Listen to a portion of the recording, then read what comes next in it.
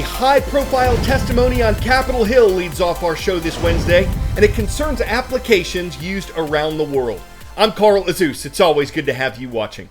Frances Haugen is a former employee of Facebook. She's also been characterized as a whistleblower, someone who publicly points out wrongdoing because she released internal Facebook documents that paint the company in a bad light.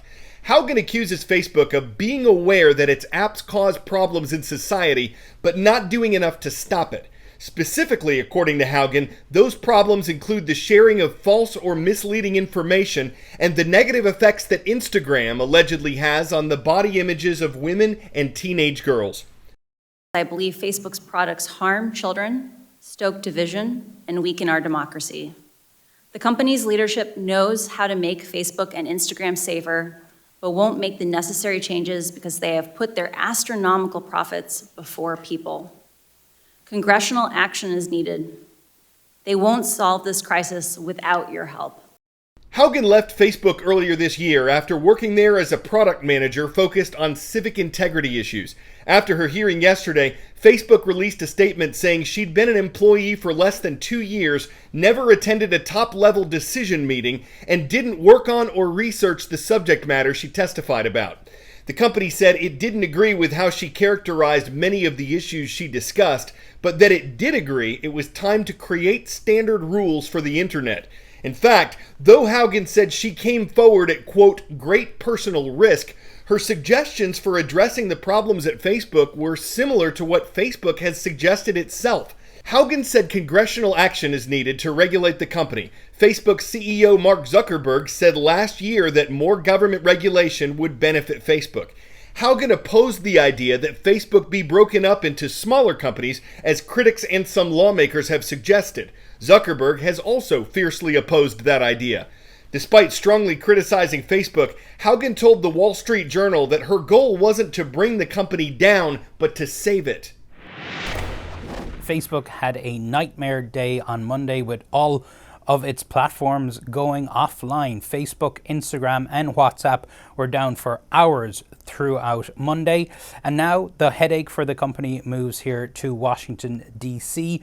The whistleblower who left the company back in May will be testifying before the Senate. We saw earlier in the week she spoke to 60 Minutes where she outlined how she said Facebook was damaging democracy and bad for elections and bad for the mental health of children.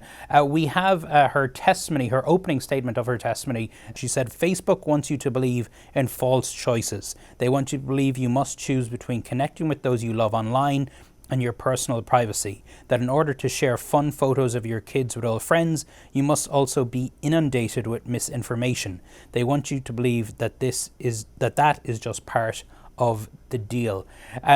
She says that she doesn't want to hurt Facebook. She doesn't want to hurt people who are working there. She wants to make Facebook better, and she wants to create space for social media to be a positive force in society, something she says that is not happening right now. 10-second trivia. Which of these cities has the worst traffic in the United States? New York, New York, Los Angeles, California, Boston, Massachusetts, or Houston, Texas? According to multiple new studies, the New York region is number one when it comes to worst traffic. You could say our next story is about Airpods. Not these. We're talking about one of several electric modes of transportation that are being tested around the world's major cities. This one is called USky Transport. It runs on a test line that's a quarter-mile long, and the company that makes it hopes to expand from there.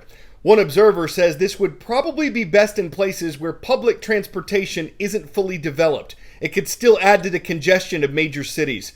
The transport network can be built at a fraction of the cost of a subway, but it would still run around $10 million per kilometer, according to USky, and the company says it has numerous certification standards to meet, which could mean a lot of safety tests. But here's what success would look like for USky.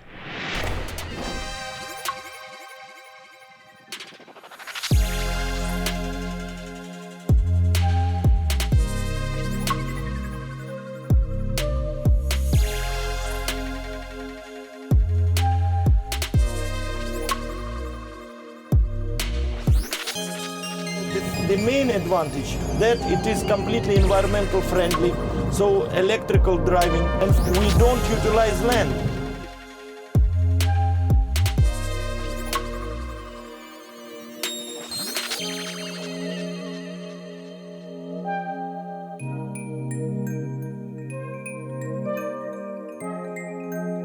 I would say that this sport is the state of the art in technical sense.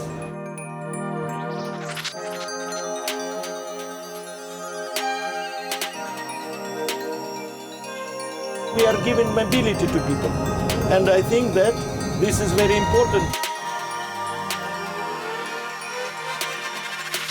We want to ink first commercial contract before the end of this year, so 2023, 2024, we will be in the cities.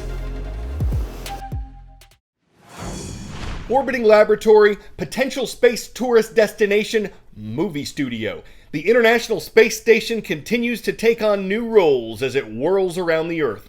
The United States has paid about $100 billion of the orbiter's $150 billion total cost, and America spends $3 to $4 billion every year to maintain it. So as it looks toward future missions farther away from the Earth, NASA is hoping for more private investment in the ISS, and 2 of the Russian travelers who arrived there Tuesday could be part of that. They're shooting a feature film on board the station. It's the first time that's ever been done, and because it's risky and expensive, a critic told the New York Times it's not clear how many films will follow. But there are other plans for space movies shot on location. 64 years after the Soviet Union launched the first satellite into orbit, Russia is poised to claim another first. The first full-length movie to be filmed in space. I am not afraid of anything. I just really want us to make a good movie. And liftoff. Liftoff of Soyuz MS-19 with an actress and her producer. Russian actress Yulia Parasild and the film's director lifted off in a Soyuz spacecraft from the Baikonur Cosmodrome in Kazakhstan and will spend 12 days filming at the International Space Station. The 2 have been training alongside real cosmonauts for months, from centrifuge tests to parachute drills. But it was the acronyms that nearly did them in. During this time, they tortured us. They didn't beat us up, though, but made us memorize a lot of unknown abbreviations. I'm at the foot of the ladder. The U.S. won the first space race by landing astronauts on the moon, but it's losing this race to Hollywoodized space. NASA was first to announce plans last year to film a movie on the space station starring Tom Cruise. But a few months later, Russia's space agency Roscosmos announced its own plans, and the head of Roscosmos later invited the 3 big billionaire space barons to the filmmakers' launch with a special invitation for Elon Musk. Yes, I already set kettle on heat. We are awaiting him. No word if Musk, Jeff Bezos, or Richard Branson responded to the invitation.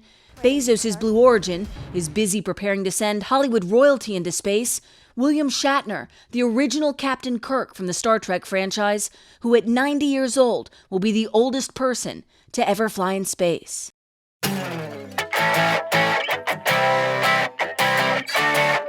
The toy maker Mattel has been making astronaut Barbie dolls since 1965, and 56 years later, the European Space Agency has sent Barbie to zero gravity in honor of World Space Week.